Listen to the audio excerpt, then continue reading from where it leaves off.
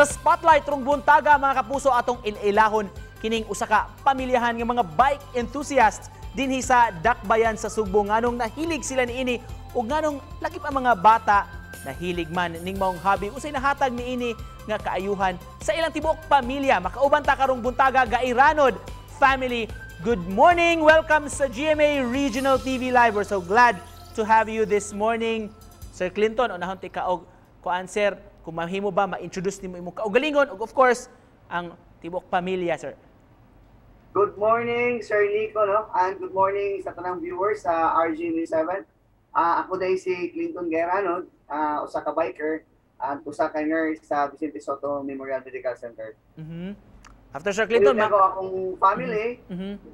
Hi, ako si Joyce Gairanod, usa ka biker o asawa ni Kim John. Ako si Joanna, ang eldest. Ako si Jody, ang second. Ako si Jordan, ang third. Si Jordan, si Joanna o si Jody. Of course, si Ma'am Joyce o si Sir Clinton. Sir Clinton, una minimo, isip padre de pamilya, sir. Yun sa manigi, kumbinsir ba nimo mga bata, sir, nga magbisikleta sab like you or na bantayan gyud ninyo nga nagkahilig sab jud noon sila niini?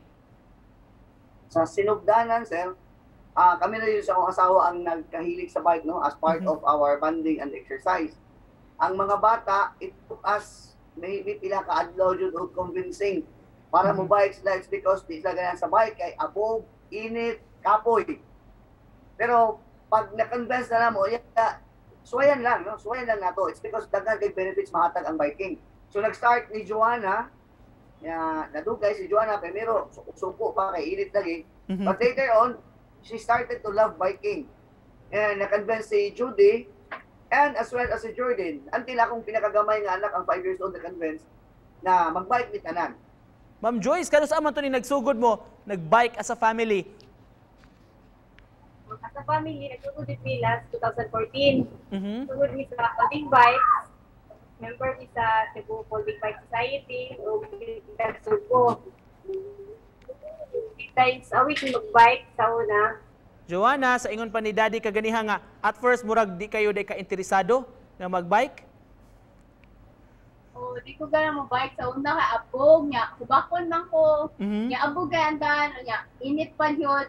So mo to di ko ganahan mo bike nya. Kadugayan kay kanang malingaw raman sad ko kay layon ni kadtuan nya kanang murag as a form of exercise na gani siya adventure na sad. Kumoto nawa ra sa din akong hupak kay exercise lagi daw sa.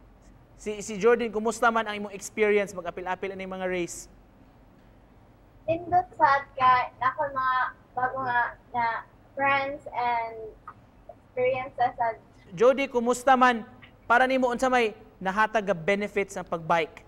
akong pinakaganahan kay makakuyog ko with my family kay budget na ilang bonding, mag-bike-bike sila permi and also kay exercise sa siya to help me stay healthy and fit.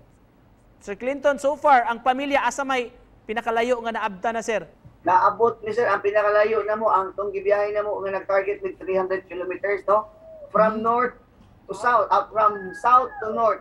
So, gibiyahe mi, gikan Cebu City to Naga, to Sibunga, tinggawas mi o Barili, igawas, isod mi o Sibunga, tinggawas mi o unahan pa sa Barili, kanang Dumanhog. kanang usa na lugar nga nilami nga Bisaya nga manok. Dumanhog, sir? Dumanhog? Dumanhog, tinggawas mi Dumanhog. From Dumanhog, balik mi Barili, from Barili ning sud mi o Aluginsan. From Aluginsan ning sud mi Pinamungahan, Toledo, Balamban, Asturias, Tuburan, Tabuelan, Sanrem, Lugo. Pabalik na dayon. Kumusta ang resistensya, sir? Unsa ang pag-andam sa imong lawas para ingon ani nga mga long ride, sir? Wanjod, dapat balanced diet, regular exercise, imong cardio regular yun, imong biking regular yun. Dagan ka og straight, dagan ka uphill. Sir Clinton, what's next for the family, sir? Unsa may doon na ba mga umaabot ng mga kompetisyon nga apilan ninyo o sa mga bata? Number 25, kanang 100 kilometers bike ride from cross country na siya from Cebu City to Bugo. So lumba dyan na siya, as in. So amo nag-preparahan na apila na mo. Finally, in behalf sa pamilya, pwede si Mami o si Daddy, mensahe ninyo sa atong mga viewers karong buntaga. You find time to buy a bike and makapalit mo bike, makabiking mo. You try biking. It's a very good benefit. It's a very good way of exercise. Daghan kay mahatag nga health benefit. Daghan kayong salamat sa pag-uban kanamo karong buntaga. Of course, si Sir Clinton, si Ma'am Joyce, si Jody, si Johanna, o si Jordan. Daghan kayong salamat. Gairanod family. Thank you, Sir Nico, Team G. Thank you so much.